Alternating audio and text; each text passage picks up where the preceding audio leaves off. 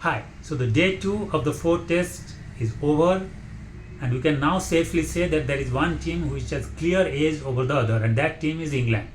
England managed to dismiss India for 358. Now they could consider themselves happy to have reduced India to 358, which was lesser than 375 or 400, which at one point looked possible after India ended the day at 264 for 4 yesterday. But it is debatable that whether they would be delighted with that kind of score India scored, which will come to it subsequently while analyzing India's innings. Now the fact remains is that, however, that at 358 it was not a very intimidating total. So England in one way were a little happy that they managed to dismiss India for 358 rather than 375 or 400.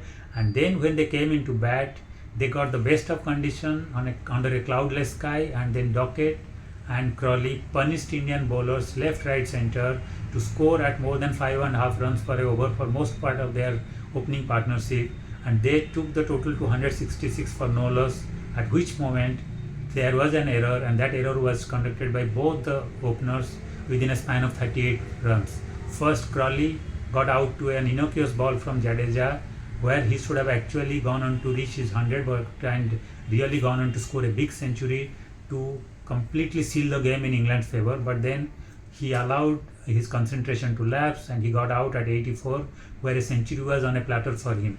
And then after 38 runs, Dockett got out at 94 with the century completely in his sight, and there was nothing which was troubling him. But then he had a lapse of concentration. He went to hit a ball which had a slightly higher on the bounce, and then he got out to compose. And once he got out at an awkward position with still 35-40 minutes left, then England were reduced from 166 for no loss to 204 for 2, and then Pope was there as a new batter, and then Root had just come in after Dockett's dismissal, and then India had unleashed Bumrah for the last 3 overs of the day because Bumrah was fit and fresh, and then Compose had also got a lot of confidence after dismissing Dockett. So the last 6 overs, 3 each from Bumrah and Compose, were really testing, and considering that both Root and Pope were comparatively new to the crease, it was a really testing period for England, because if they would have reduced a couple of wickets, then all the initiative they had grabbed from India would have been wasted, and they would have gone into the day 3 with 4 wickets down for barely 240 or 50, which is more or less almost similar to what India were yesterday. And then tomorrow, Indian bowlers being fresh on a pitch where the pitch does a lot on the morning session with the cloud covers and the overcast condition, which India would be hoping to to have in the third day also, things could have been really troublesome for England. But thankfully, Pope and Root played with a lot of application and care. They tightened their defense, and they didn't take any undue chances or played any reckless shot, and they ensured they ended the day 225 for 2 with the initiative firmly in their control. Now the only thing they have to do tomorrow morning is that hope that the conditions don't change.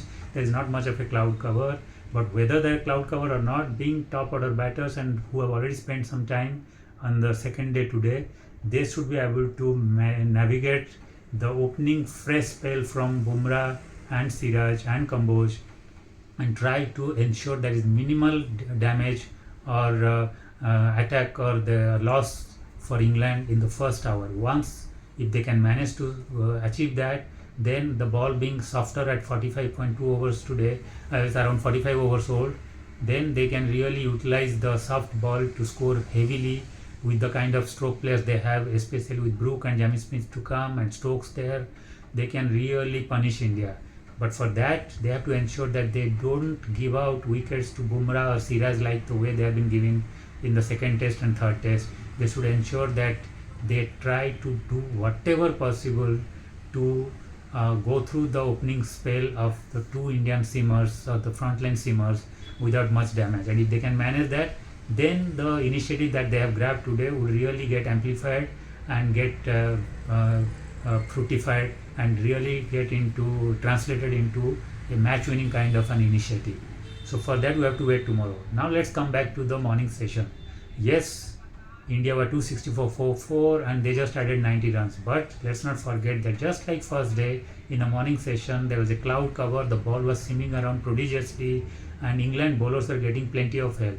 And there one must say that 358 might not be as bad as it could have been if the conditions were good. So India would be not very unhappy with the kind of score they put on, though they could have ideally liked to score 400. But under that kind of conditions, on that kind of a pitch, 358 was also a very decent total. And England would not be overtly happy with the kind of total India made, because when they dismissed Jadeja in the very early part of the morning session with the brand new ball in their hand, and the ball was darting around so much, they would have actually hoped to dismiss India for 300 to 325. But then somehow they missed the target. They were really not having enough control. They were spraying the ball from at both sides. There were either balls too much outside the leg stump or off stump. Not many balls were being on the stumps. And Washington Sundar and Shardul Thakur had an opportunity to leave a lot of balls. They were not tested enough. They were not forced to place shots, and so there was no chance for them to do any errors, and they kept on scoring useful runs. And then when Shardul Thakur got out, Rishabh Pant came in, and that was a heroic performance by a player who has now turned into a real hero for India from a champion player. He did what Malcolm Marshall did in 1984 at Headingley, when he came with a broken hand to bat with just one hand to enable his colleague Larry Gomes to score a century at Headingley, and then went on to grab 7 wickets for 51 runs on a winning catch for West Indies, and proved that he was just not a champion bowler. He was a hero. He was a legend, because he could cross the barrier of pain for the sake of his team and achieve the unthinkable feat. Then again in 2002 at Antigua, when Anil Kumble had their jaw fracture, everybody asked him to just take rest, because he was supposed to fly back to India, and he was not even going to be continuing in the test or being there in West Indies, because he needed a surgery. But then the remaining part of the day before he was to fly out from West Indies, he not only participated in the game, he came into bowl and he dismissed Brian Lara. He wanted to contribute as much before flying out. So that is again a kind of heroism he showed that made him a legend.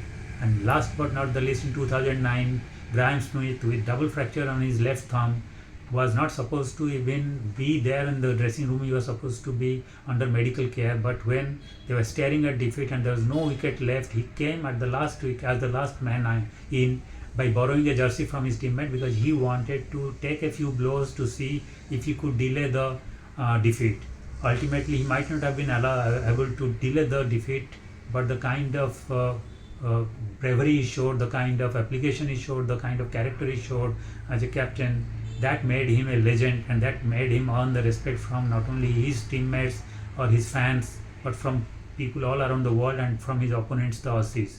And today Rishabh Pant added his name to that folklore of those kind of great heroes by doing what nobody could think of doing. He came back to bat after all the problems he had with kind of the fracture he had, and the blood coming in and the swelling was there, and he was almost officially ruled out of this test from participating or being present there. But he stood there firm, and then he came to bat after Shardul's wicket, because he knew India needed him. Whatever little runs he could add and whatever partnership he could give with Washington Sundar, considering there was not much batting left after him, that could help India to score some priceless runs, which might come handy in the overall analysis of the game. And he came, he added 17 runs to his total, and he scored a brilliant 50, earned the respect from his opponents and from the fans and from all around the world, and also helped Washington Sundar to add some very priceless runs.